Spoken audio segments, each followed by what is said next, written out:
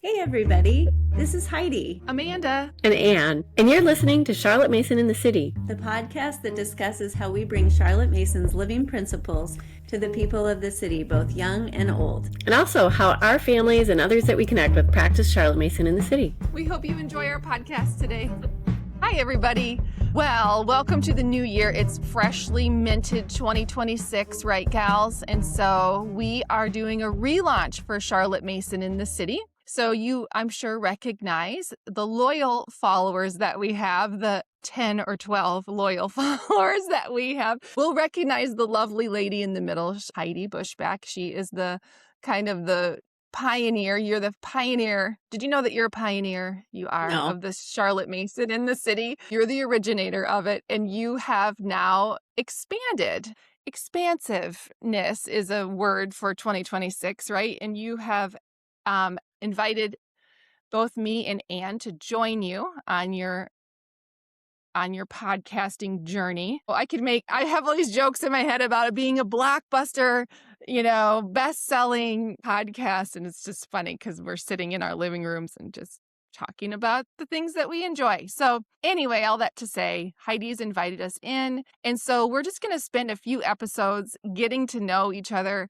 I know Heidi a little bit better than I know Anne, so I'm looking forward to hearing more about Anne, but the listeners might not know very much about our families and our personal lives. So we just want to give a little peek into just our families. So Heidi, what can you share with us about your family and about your family background and kind of everybody's family? You bring a family flavor to the Charlotte Mason world. So, or maybe it's the other way. Charlotte Mason comes through your family flavor. I don't know how to put that exactly, but give us a little flavor, Heidi. Tell us about your family. Yeah, thanks. Well, first I'll start off with the fact that Amanda and I have really interesting similar stories, just to make some connections to when we interviewed her, that we both attended Iowa State University. I was 3 years behind her, so her senior year I was a freshman. I also studied education. However, I studied music ed. I met my husband in college as well. His name is also Michael.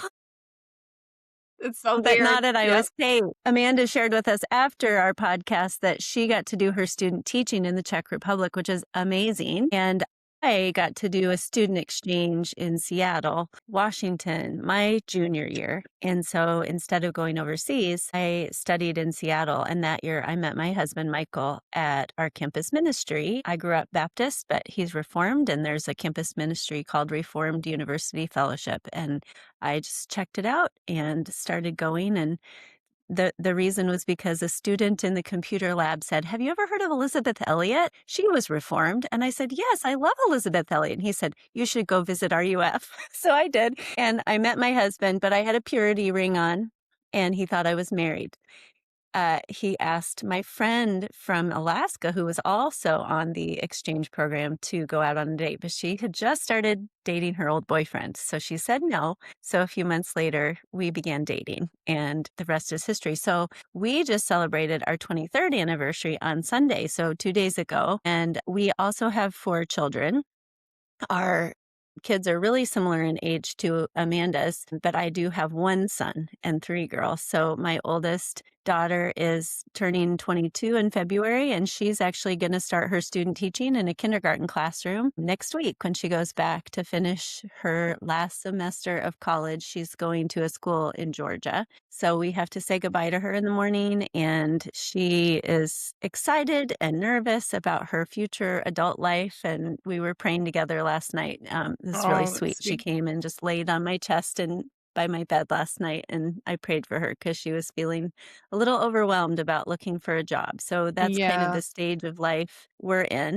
My next oldest is also feeling that way, but she's 18 and she's about ready to graduate high school, and she's trying to decide where is she going to go to college, and that's a big decision, and what should I study and all of those things. Then my third child is my son, and he's in 10th grade. He actually got to try one dual enrollment class this year, so he's trying out some engineering and electronics classes, and next year he'll try to do more PSEO. In Minnesota, we have a program where kids can go to college in 11th and 12th grade for free.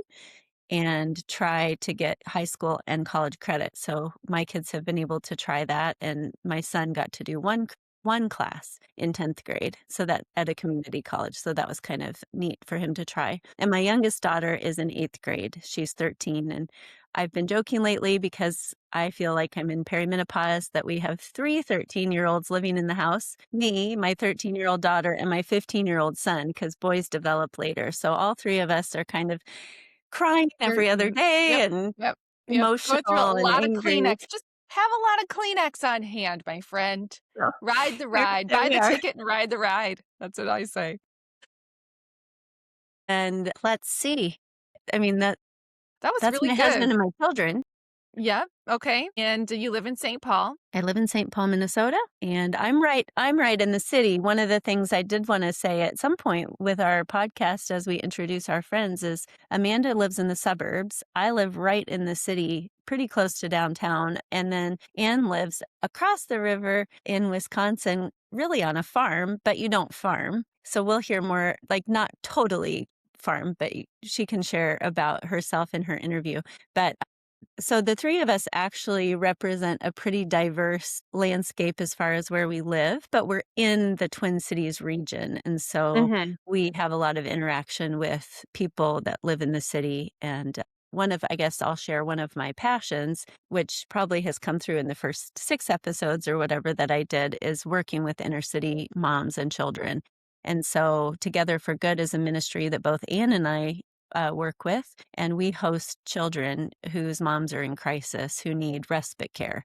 And our churches work with that ministry, and I'm our church's liaison. And so that's a side project that I'm passionate about, and Anne is as well. And so we really want to be supportive of families and moms in need who are struggling. And so even though Anne is on a very rural property, she's also very passionate about people in the city. And I think that that's an important unifier for all 3 of us.